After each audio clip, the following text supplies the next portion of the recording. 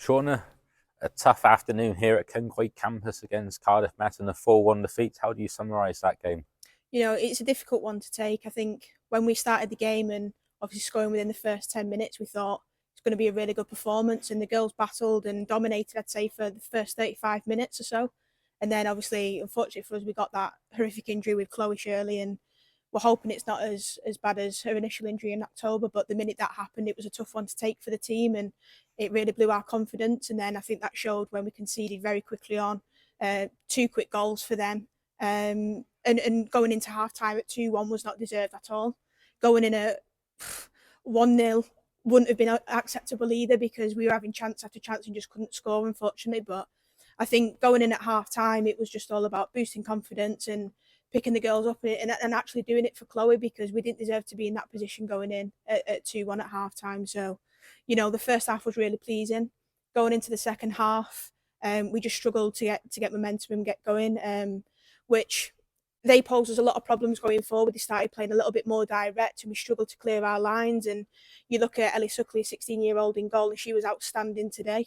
I know obviously the scoreline says she's conceded 4, but the saves that she made were unbelievable. And I think we just need to be a little bit more disciplined when we're defending aerial balls to make sure we're protecting Ellie a little bit better because she's making the first save and the second save, but then unfortunately we're not quick enough to react for that third one, and that's where they got 2 of their goals this afternoon. So I think on a whole, there are lots of positives still to take from the game, but we are evidently going to be disappointed with the overall scoreline because we had numerous opportunities to come back from that result, and unfortunately, we just didn't take it in the end. As you mentioned, it was a very good start to the game with Emily Ridge with a good finish in the 8th minute of the game. Yeah, Emily Ridge was outstanding today. She grafted, and when you're up there on your own, it is difficult to press the ball as aggressively as she does. So the fact that she maintained that for the full 90 minutes plus was brilliant, and it's a credit to her. And I think when you've got the likes of Evie Manders coming in for a first start today at the first team and having a really good game, and then you've got Shan on the other side, you do have confidence when you're looking at how we attack going forwards. But unfortunately, it didn't land for us today.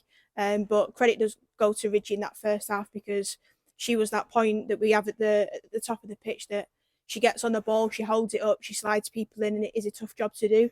But for me, she was outstanding today, and I'm glad that she managed to get a goal.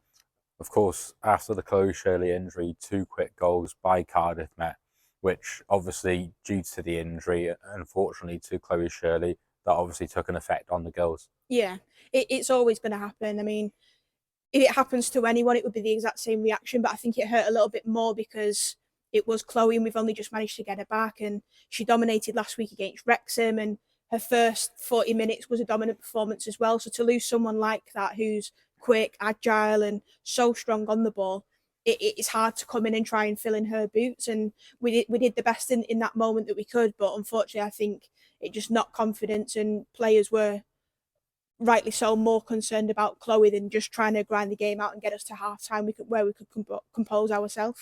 But we'll learn from that. And that message, as you mentioned before, there was to try and do it for Chloe in the second 45. Yeah, that's what we spoke about at half time. Like, players are evidently upset, and there were tears in the changing room because it is a big player to lose again.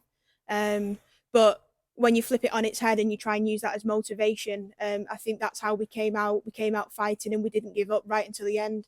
Even though we were conceding goals, every single player on that pitch, even the girls that came on, they did make an impact and they brought life and energy, and we didn't give up. And that's a credit to the girls that they're able to keep grafting no matter what the scoreline.